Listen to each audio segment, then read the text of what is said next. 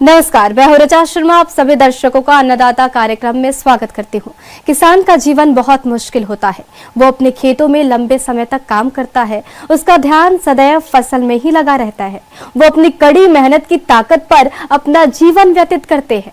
ऐसे ही किसानों की प्रगति के लिए हम खेती बाड़ी से जुड़ी कुछ महत्वपूर्ण जानकारियां आप तक लाते हैं। हर रोज सुबह आपके सामने हाजिर होते हैं। तो चलिए कार्यक्रम शुरू करते हैं और सबसे पहले देखते हैं क्या है आज के अन्नदाता में। मटर रबी की एक प्रमुख दलहनी फसल है।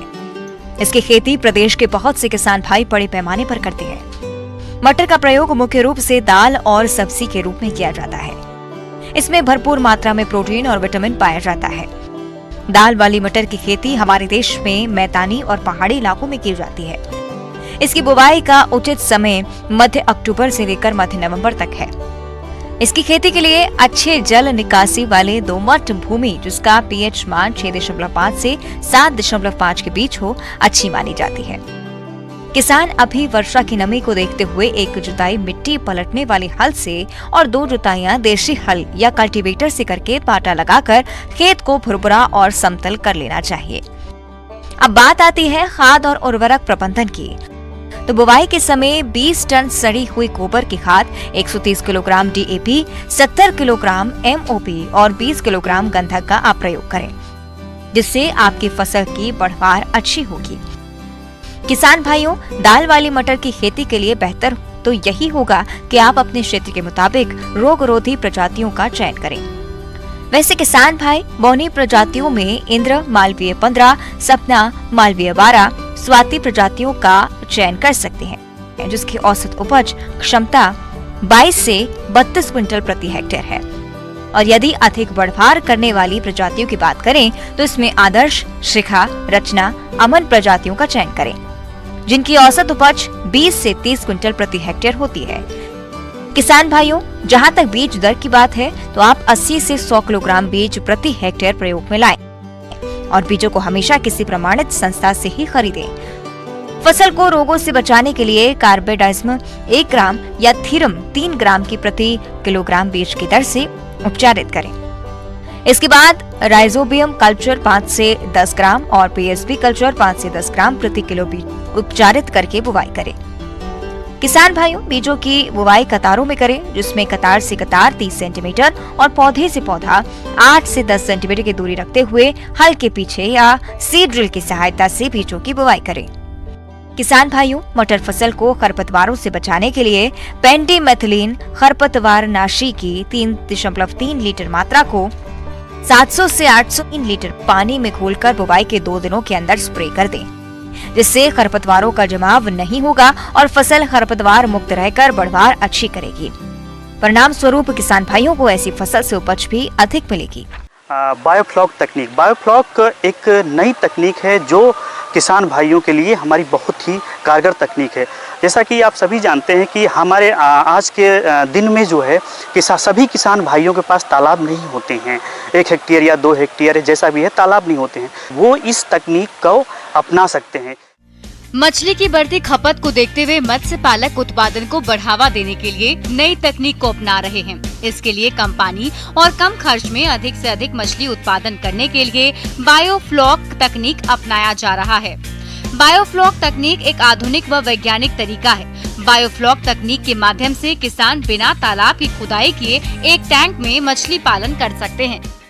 इसके लिए हमें ज़्यादा स्पेस की ज़रूरत नहीं है। थोड़े से स्पेस में भी किसान भाई कर सकते हैं। इसमें मुख्यतः हमको करना क्या होता है, एक टैंक होता है, टैंक जिसकी जो है डायामीटर जो है 4 मीटर होता है। 4 मीटर के भी ले सकते हैं, उससे कम भी ले सकते हैं, लेकिन मेनली जो अभी किसान भाई तर लेते हैं वो 4 मीटर उसका डायामीटर होता है और 1.5 मीटर उसकी जो है हाइट होती है। और उसका जो है करीब उसमें लगभग 5000 से लेकर 15,000 लीटर या 20,000 लीटर तक की ये टैंक आते हैं। और इन टैंक को सर्कुलर फॉर्म में बनाते हैं। एक हम उदाहरण दे करके बताते हैं अपने किसान भाइयों को कि अगर हम 15,000 लीटर का टैंक लेते हैं तो उसमें हम जो है करीब 12,000 लीटर पानी भरेंगे और 1.2 मीटर उसकी हाइट रखेंगे। और उस टैंक में हम जो मछलियाँ स्टॉकिंग करेंगे वो करीब जो है कि 1000 लीटर पानी में हम लोग 100 मछलियाँ रख सकते हैं। तो एक 15,000 लीटर टैंक में जो 15,000 लीटर के बायोफ्लॉक टैंक्स में हम लोग जो है करीब जो है 1000 पीस मछली के रख सकते हैं। इस तकनीक के लिए सबसे पहले सामान्य सीमेंट या तारपोलिन के टैंक की जरूरत होती है। इसी के साथ एयरेशन सिस्टम, बिजली की उपलब्धता, प्रोबायोटिक्स और मछली बीज का प्रबंधन भी मछली पालन की बायोफ्लॉक तकनीक के लिए बेहद जरूरी है। इसके लिए आपको प्रशिक्षण लेना होगा, साथ ही 24 घंटे बिजली की उपस्थिति होना जरूरी है। इसके लिए आप सोलर पैनल का इस्तेमाल कर सकते हैं, जिससे अतिरिक्त खर्चों में भी बचत होगी। इस तकनीक, ये मुख्यतः जो तकनीक है बायोफ्लॉक, इसमें होता क्या है कि जो है जो बायोफ्लॉक है, बायोफ्लॉक होता यह है कि इसमें हमारे जो बैक्टीरिया होते हैं, माइक्रो ऑर्गेनिजम्स होते हैं, इनका एक असेंबलेज होता है। जो जैसे कि इसमें बैक्टीरिया है, फंजाई है, फ्लॉक्स है, तो इनको क्या होता है कि मछलियाँ इन्हीं को खाती हैं। ये एक एज ए माइक्रोबियल प्रोटीन का काम करता है। टैंक को बनाने के बाद में हम लोग इसमें एक बायोफ्लॉक बनाते हैं। बायोफ्लॉक में क्या होता है कि जैसे कि हम लोग कंटेनर में करीब 150 लीटर कंटेनर में जो है पानी लेकर के, और उसमें हम जो है गुड़ ले लेंगे करीब 50 ग्राम, 3 kg जो है पुराने तालाब की मिट्टी ले लेंगे, 2 से 4 ग्राम जो है यूरिया ले लेंगे। तो इनको मिक्स करके उस 150 लीटर पानी के टैंक में जो है हम लोग भर देंगे और लगातार जो है इसमें एरेशन करेंगे। तो एरेशन करने के बाद करीब 24 से 48 घंटे में जो है फ्लॉक बन जाते हैं। फिर उसको हम करते क्या है कि उस टैंक पे हम ट्रांसफ़र कर देते हैं, तो एज ए वो इनाकुलम काम करता है। उसके बाद हम उसमें पानी भर देते हैं। बायोफ्लॉक विधि में मछली पालन में भी जैविक विधि अपनाई जाती है। बायोफ्लॉक विधि में जार में बैक्टीरिया पैदा की जाती है। ये बैक्टीरिया मछली के 20% मल को प्रोटीन में बदल देता है। मछली इस प्रोटीन को खा लेती है। बचा मल जार में नीचे जमा हो जाता है। इसे टोटी के जरिए निकाल दिया जाता है और मछलियों को कोई नुकसान नहीं होता। बायोफ्लॉक तकनीक से टैंक में पाली जाने वाली मछलियों की प्रजातियों में कुछ खास बातें होनी चाहिए, जैसे मछली टैंक के वातावरण सहन कर सके, मछली निम्न जल स्तर पर सही बढ़वाड़ ले सके, पंगेशियस, कोई कार्प, सिंघी, तिलापिया, देशी मांगुर, पापदा, कॉमन कार्प इत्यादि मछलियों की प्रजातियां टैंक में आसानी से पाली जा सकती हैं। अगर हम बात करें कि तिलापिया अगर हम लेते हैं तो 1000 मछली अगर हम स्टॉक करते हैं, उसमें लगभग 20% मोर्टेलिटी होगी, तो हमारा 80% सर्वाइवल रेट मिलेगा। और उस 80% सर्वाइवल रेट में जो है हमको 6 मंथ में अबाउट लगभग 500 to 600 ग्राम्स मछलियाँ हो जाएंगी। तो हमारा 6 महीने में लगभग हम लोग जो है 500 से 600 kg जो है हार्वेस्ट कर सकते हैं। और इससे जो है अगर जो मार्केट प्राइस है, लगभग जो होलसेल मार्केट है तिलापिया का 120 से 130 kg जो है 120 से 30 रुपये पर 100 kg के हिसाब से हम लोग सेल कर सकते हैं मार्केट में। दूसरा चीज़, इसका जो ऑपरेशनल कॉस्ट 6 महीने में लगभग आता है, वो लगभग अगर एक टैंक के हिसाब से 20 से 22 हज़ार लगभग लागत आता है। 75 से 80 हज़ार का बिक्री होगी। और उसको हम अगर लागत से जो है घटा देंगे तो हमारे किसान भाई को एक टैंक से लगभग 50 से 55 हज़ार का जो है आमदनी हो जाएगी। बायोफ्लॉक विधि में टैंक में पानी को साफ करने के लिए किसी प्रकार का केमिकल नहीं डाला जाता है। इसमें होने वाली मछली पूर्णतः जैविक होती है। इनकी बाजार में अधिक कीमत मिलती है। बायोफ्लॉक तकनीक में खर्चा सामान्य मछली पालन के मुकाबले कम ही आता है। फिर चाहे खर्चा श्रम का हो, समय का हो, देखभाल का हो या फिर रुपयों का ही क्यों ना हो, हर तरीके से बायोफ्लॉक तकनीक एक आदर्श तकनीक है। यही कारण है कि इससे मछलियों की गुणवत्ता बेहतर रहती है, साथ ही इसके दाम भी बाजार में अच्छे मिल जाते हैं। ये इसमें जो है इस कॉस्ट में जो है जो कैपिटल कॉस्ट होती है, जो इनिशियल जैसे कि टैंक का कॉस्ट है और उसमें एरेटर्स लगते हैं जो है, तो इनका जो है इसमें इंक्लूड नहीं। ये लगभग एक टैंक को लगाने में लगभग जो है 50 से 60 हज़ार रुपये का खर्चा आता है। अगर 15,000 लीटर का हम लगाते हैं तो ये तो हमारा कैपिटल कॉस्ट हो जाता है। तो इस हिसाब से एक साल में किसान भाई हमारे जो है 2 फसल ले सकते हैं। तो ये जो बायोफ्लॉक तकनीक है ये उन किसानों के लिए बहुत ही कारगर होगी जिनके पास हमारे खुद की ज़मीन नहीं है ज़्यादा, क्योंकि ये हमारे बहुत से किसानों की समस्या। ग्रामीण कृषि मौसम सेवा, भारत मौसम विज्ञान विभाग, स्वामी केशवानंद राजस्थान कृषि विश्वविद्यालय बीकानेर द्वारा भेजे गए मौसम पूर्वानुमान रिपोर्ट के आधार पर जिला गंगानगर और इसे लगे जिलों के किसान भाइयों को सलाह दी जाती है कि आगामी दिनों के दौरान आसमान साफ रहने की संभावना है। इस दौरान अधिकतम तापमान 30 से 33 डिग्री सेल्सियस और न्यूनतम तापमान 18 से 19 डिग्री सेल्सियस के मध्य रहने की संभावना है। इस दौरान हल्की गति की हवाएं दक्षिण पूर्व दिशा से चलने की संभावना है। सरसों की बिजाई का उपयुक्त समय चल रहा है, अतः किसान भाई बुआई के लिए RH 0749, RGN 13, RGN 73, Lakshmi, Pusa board और बारानी क्षेत्रों के लिए RGN 298, RGN 229, RGN 48 और देरी से बुआई के लिए RGN 145, RGN 236 को प्राथमिकता देवें। सरसों में बीज की मात्रा 600 से 700 ग्राम प्रमाणित बीज प्रति बीघा की दर से बुआई करें। सरसों की फसल में सफेद रोली से बचाव के लिए मेटालेक्सिल 35 SD की 6 ग्राम मात्रा प्रति किलोग्राम बीज की दर से बीजों का उपचार करें। चने की बुआई का उपयुक्त समय 20 अक्टूबर से 15 नवंबर तक है, अतः किसान भाई चने की बिजाई के लिए अभी से तैयारी शुरू कर दें। चने की बिजाई के लिए सिफारिश की गई उन्नत किस्मों के प्रमाणित बीज की व्यवस्था करें। देसी चने की बुआई के लिए GNG 2261, GNG 1958, GNG 2144, GNG 1581, GNG 2171 एवं बारानी क्षेत्रों के लिए RSG 888 और काबुली चने की बुआई के लिए GNG 1499 व GNG 1969 को प्राथमिकता देवें। जौ की बुआई का उपयुक्त समय मध्य अक्टूबर से नवंबर तक होता है। जौ की बिजाई के लिए सिफारिश की गई उन्नत किस्मों के प्रमाणित बीज की व्यवस्था करें। बुआई के लिए RD 2052, RD 2035, RD 2660, RD 2552 और RD 2592 के अलावा माल्ट किस्मों में RD 2503, DWRUB 52 समय से बुआई के लिए और DWRUB 64 देरी से बुआई के लिए उपयुक्त हैं। कपास की फसल में यदि टिंडे खिल गए हों तो चुगाई कर लें। चुगाई करते समय सफाई का ध्यान रखें जिससे रुई की गुणवत्ता बनी रहे।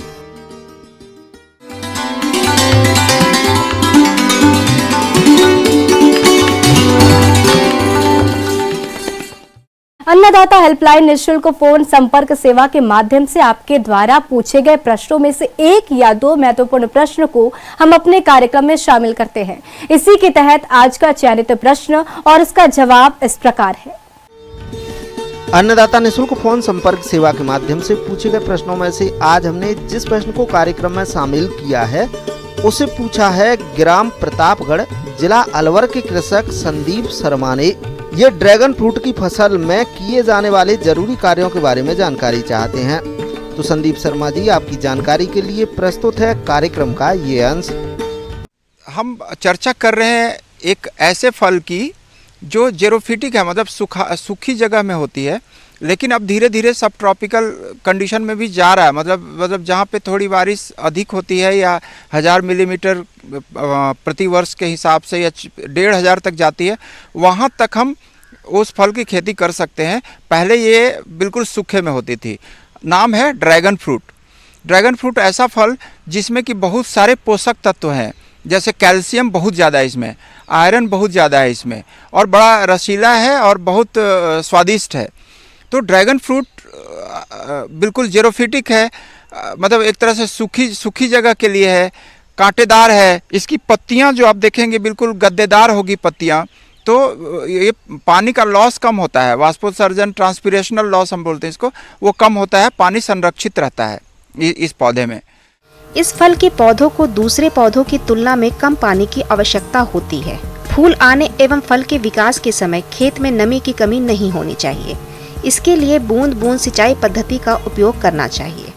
आप जो दूरी लगाए होंगे, दूसरी बात कि दूरी तो आप प्रॉपर लगा चुके हैं, ये हम बात कर रहे हैं। वैसे खरपतवार बिल्कुल न रहे, बीच में जो खरपतवार बरसात में जो आ जाता है, खरपतवार बिल्कुल न रहे, ताकि इसमें ये रोग मुक्त रहे। तो इसका अगर ध्यान आप रखेंगे तो निश्चित रूप से फलन अच्छी होगी और आपकी आमदनी अच्छी होगी। जो आपका उद्देश्य है वो पूरी तरह से पूरा होगा। ड्रैगन फ्रूट में अधिकतम उत्पादन के लिए 1 हेक्टेयर भूमि में लगभग 277 पौधे लगाए जा सकते हैं। ट्रिमिंग व प्रूनिंग पौधों की सीधी वृद्धि एवं विकास के लिए इनको लकड़ी व सीमेंट के खंभों से सहारा प्रदान करना चाहिए। अपरिपक्व पादप तनों को इन खंभों से बांधकर शाखाओं को सीमित रखते हुए 2 से 3 मुख्य तनों को बढ़ने के लिए छोड़ देना चाहिए। इसके बाद इसके ढांचे को गोलाकार रूप में सुरक्षित कर लेना चाहिए। किसान भाइयों, ड्रैगन फ्रूट में फूल आने से ठीक पहले और बाद की अवस्थाएं अलग अलग होती हैं। फूल आने से पहले शरीर का बढ़वार होता है, जो कैनोपी की बात जो हम कर रहे थे, ये ज़्यादा बढ़ता है। फूल जब आ जाता है तो इसका मतलब उस समय वेजिटेटिव ग्रोथ हो रहा था, शरीर बढ़ रहा था। अब सेक्स ग्रोथ ज़्यादा होगा, मतलब फल ज़्यादा बनेगा। तो जब फल ज़्यादा बनेगा उस समय शरीर कम बढ़ेगा या शरीर थोड़ा कमज़ोर हो जाता है, इसलिए कि आवश्यक तत्व की ज़रूरत ज़्यादा हो जाती है। तो ऐसे समय में आप खाद मई में या जून में आप दे दिए होंगे, सामान्य तौर पे उस समय देते हैं। वो फूल फल लगने के समय में जो आवश्यक पोषक तत्व की ज़रूरत होती है वो ज़रूरत पूरी हो जाएगी और अंततः फूल अच्छे आएंगे, फल अच्छे लगेंगे। ड्रैगन फ्रूट में कीट और व्याधियों का प्रकोप कम होता है, फिर भी इसमें एंथ्रेक्नोज और थ्रिप्स कीट का प्रकोप देखा गया है। एंथ्रेक्नोज के रोग नियंत्रण के लिए मैनकोजेब 2 ग्राम दवा प्रति लीटर पानी में घोलकर छिड़काव करें। थ्रिप्स कीट के लिए एसीफेट दवा का 0.1% की दर से छिड़काव करना चाहिए। जब फल बन रहा हो, फूल बिल्कुल खिला हुआ हो, उस समय कीटनाशक का प्रयोग कम से कम करें, इसलिए कि परपरागण की क्रिया भी होती है, वो हमारे लिए अच्छा है। तो उस समय कोई कीटनाशक, खासकर रासायनिक कीटनाशक नहीं देना है।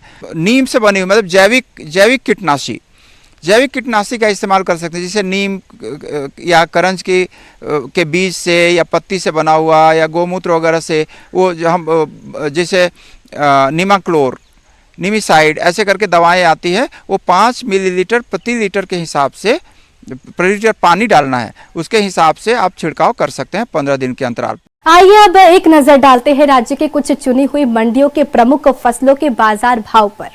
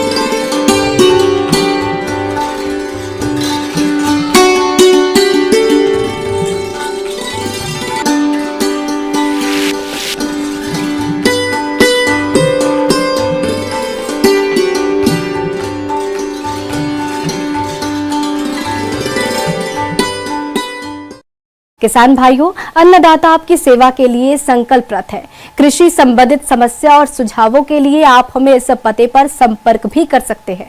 प्रोड्यूसर अन्नदाता news 18 Rajasthan, Ramoji film city Hyderabad 501512। साथ ही आप हमें ईमेल भी कर सकते हैं। हमारा ईमेल है p18annadattarajasthan@nw18.com। इसके अतिरिक्त आप हमें निशुल्क हेल्पलाइन नंबर 180088921663 पर सोमवार से शनिवार सुबह 10 से शाम 4 बजे के बीच संपर्क कर सकते हैं। किसान भाइयों, अब समय हो रहा है आपसे विदा लेने का, तो हमारी अन्नदाता टीम को दीजिए इजाजत। कल फिर आपसे होगी मुलाकात कृषि संबंधित कुछ और महत्वपूर्ण जानकारियों के साथ। नमस्कार।